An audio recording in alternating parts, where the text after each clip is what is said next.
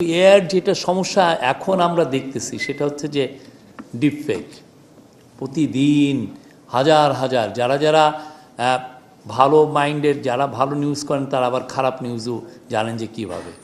আমি আওয়ামী লীগের লোক, আমি সারাদিন চাবো যে মানুষের মনে সন্দেহ ঢুকায় দিতে,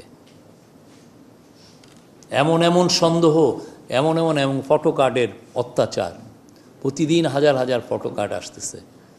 আপনি কিভাবে বুঝবেন যে এটা ঠিক বলছে কিনা?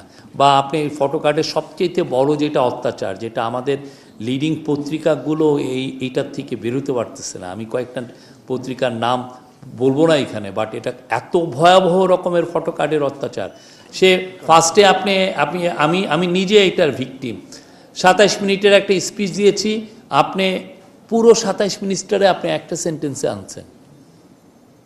সত্য, আমি যেটা বললাম এটা সত্য। বা আপনি প্রথমে একটা সেন্টেন্স নিল আর পিছনের থেকে আর একটা সেন্টেন্স নিয়ে দুইটাকে জোড়া লাগায় এমনভাবে দিল, আপনি শফিক সাহেব এই কথাটা বলেছেন, রিজভী সাহেব এই কথাটা বলেছেন, জামাতের আমির এই কথাটা আসলে বলেছেন। আপনি কি হলো সে আপনি বুঝতেছেনই না সে কিভাবে আপনার ফটো কার্ডের মাধ্যমে সে আপনার করতেছে। খুব দ্রুত এআইয়ের মাধ্যমে দ্রুত ফটো কার্ড করা যায়, এআইয়ের মাধ্যমে আপনি 2-3টা কোট এনে আপনি করতেছে, মানে আপনাকে খুব কুইক করতেছে।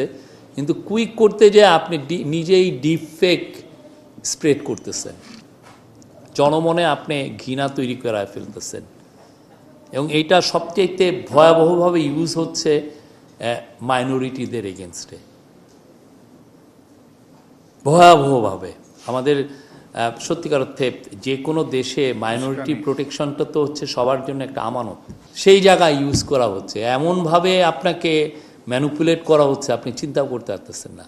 আর এআই তো আমরা এখন যেটা দেখছি, এআইয়ের প্রথম ফার্স্ট যুগে আমরা আছি। কয়দিন পরে এমন এআইয়ের ভিডিও টুলস আসবে যে দেখা যায় যে আমার কণ্ঠ, আমার ছবি টবি, আমার ভিডিও পুরো আমাকে হাঁটাচ্ছে, আমাকে দিয়ে ইভেন 20 মিনিটের স্পিচ দিয়ে ওইটা ছেড়ে দিবে যে শফিক সাহেব জাতীয় কি বলবো যে প্রেস ক্লাবে এই কথাটা বলেছেন। আমি হয়তো ওইখানে যাইও নাই, অথচ সে 27 মিনিট আমার একটা স্পিচ দেওয়া দিবে এআই দিয়ে। হুবহু আপনি দেখে আপনারা আমরা যারা জার্নালিজম আছি তারা হয়তো আমরা চেক করে দেখব যে এটা সত্য কি মিথ্যা। কিন্তু যে লোকটা ভুরুঙ্গামারিতে আছে, সকালে উঠা দেখতেছে হ্যাঁ শফিক এই কথাটা বলতে পারে ইউনুসের লোক, সে তো বুঝবেও না যে এটাতে এআই দিয়ে বানানো, এটা যে মিথ্যা। আরে ও তো ঠিকই আছে, ওর কানটা তো ঠিকই আছে, মাফলারটাও তো ঠিকই আছে।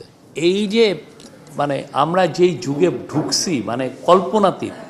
এখন এইটার থেকে মুক্তি কি? মুক্তি হচ্ছে সবাই মিলে, যারাই আমরা জার্নালিজম করি তারাই আবার ফ্যাক্ট চেকারের দায়িত্ব পালন করতে হবে। কেননা এই দায়িত্ব যাদের নেওয়া উচিত ছিল, যেই প্ল্যাটফর্মগুলোর, ফেসবুক, ইনস্টাগ্রাম, টুইটার মানে এক্স, এদের এই দায়িত্ব নেওয়া হচ্ছে। They are making hundreds of millions of dollar.